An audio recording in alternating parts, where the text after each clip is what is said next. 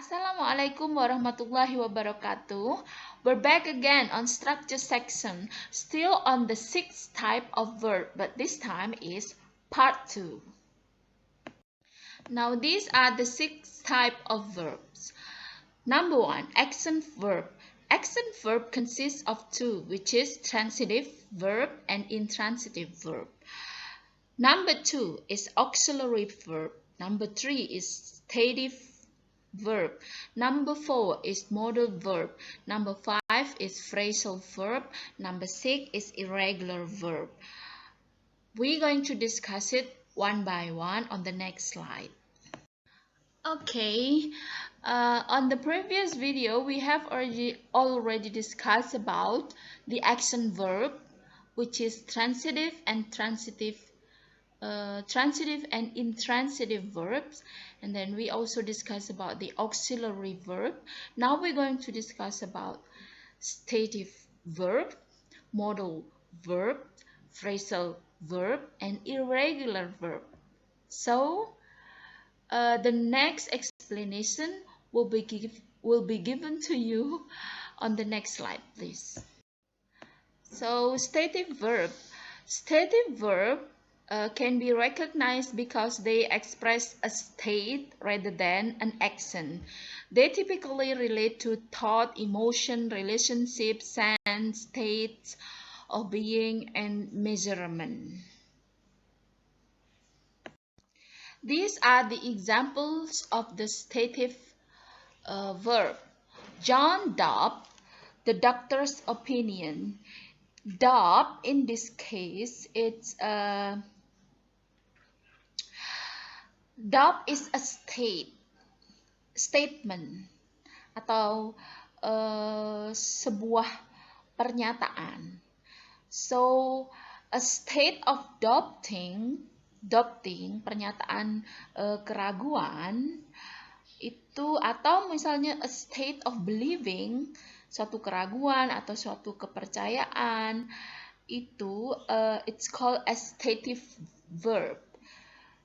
Sebuah pengakuan, pernyataan dalam diri seseorang bahwa dia mengakui sesuatu. Jadi kalau John doubted the doctor opinion, berarti John sebagai subjek itu menyatakan kalau dia itu ragu gitu.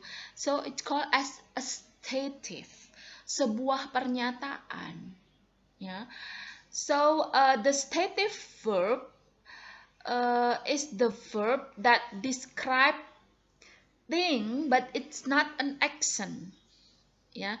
Jadi dia itu bukan action verb, tapi dia sebuah pernyataan, perasaan, kemudian opini dari seseorang terhadap sesuatu, dan itu bisa temporary, bisa juga selamanya, begitu. So I believe the doctor is right. So I as a subject state, menyatakan bahwa I believe, bahwa saya percaya dokter itu benar. She want another opinion. She is stating. She itu menyatakan, statement, menyatakan bahwa dia ingin keinginan yang lain. So a stating verb mean it could be menyatakan doubting, believing, or wanting. Okay, ketidakpercayaan, keinginan, kemudian opini, dan sebagainya. Jadi dia itu bukan action yang terlihat nyata, tetapi adalah suatu pernyataan dari suatu keinginan, suatu kepercayaan, dan satu keraguan. Begitu. Modal verb. So modal verb are auxiliary verb that are used to express ability, possibility, permission, and obligation. Okay, now this is the example of modal verb. I should go home. So remember that modal means ability or possibility. So I should go home mean there's a possibility that I have to go home. Should mean possibility. Possibility to go home. And then you must not delay means ability not to delay. Okay. You have the ability not to delay. Sally would not recommend it, the sushi. So Sally have the ability not to recommend it, the sushi. Okay. David may be late. So David have the possibility to late. Jadi, modal verb itu bisa possibility, kemungkinan, atau ability, atau kemampuan. Jadi, I should go home berarti ada kemungkinan aku pulang. You must not delay berarti saya punya kemampuan untuk tidak mendelay. Begitu ya. Phrasal verb. Phrasal verb aren't single word. Instead, they are combination of words that are used together to take on a different meaning, to different meaning to that the original verb. There are many examples of phrasal verb, some of which have colloquial meaning, such as make up, hand in, bring up, point out, look forward to. Each time the verb take the extra word, it take on a new meaning. So this is the example. He brought up the same point again and again. Brought up, it come from the word brought and up. So it become one. So it make a new meaning. Broke up mean to show. So or to be very cocky, very show off a certain thing that he need to show to somebody else. Jadi broke up itu memamerkan gitu. Leroy handed in the wallet to the police. Handed in come from the word hand and in. Handed in it means a gift, menyerahkan. I make up stories all the time. I make up come from the word make and up. Make up mean lying to something atau bohong terhadap sesuatu. She pointed out Donald mistake. Pointed out mean menunjukkan. So come from the word point and out.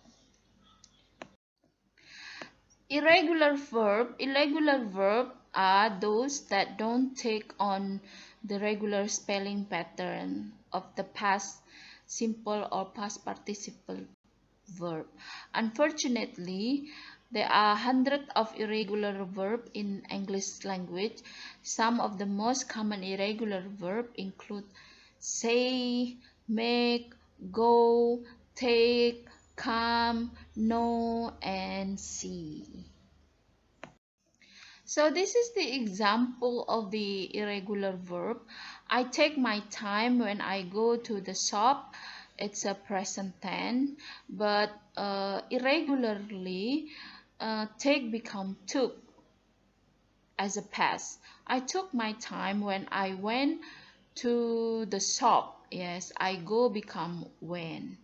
Julie makes cake for the classroom. It's a present, but become made. Julie made a cake for the classroom. She sees a silhouette shaped like a man in the window.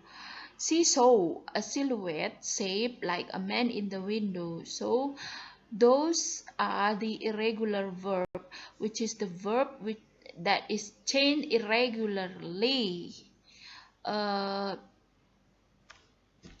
when it's changed from the present to the past.